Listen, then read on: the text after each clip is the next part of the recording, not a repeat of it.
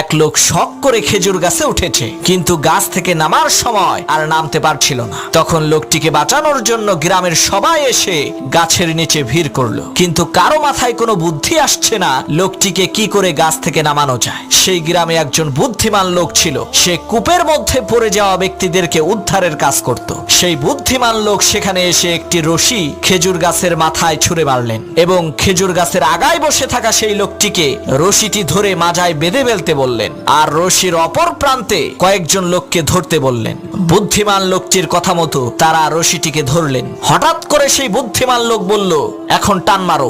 লোকেরা রশি ধরে টান দিল, সাথে সাথে সেই খেজুর গাছে থাকা লোকটি মাটিতে পড়ে মারা গেল। তখন গ্রামের লোকেরা বলল, আপনি এটা কেমন কাজ করলেন? লোকটা মরে গেল। তখন সেই বুদ্ধিমান লোক বলল, ভাই, এটা লোকটার কিসমতের দোষ, আমার কোনো দোষ নাই। এই একই টেকনিক খাটাইয়া অনেক মানুষকে আমি কুয়া থেকে বের করেছি।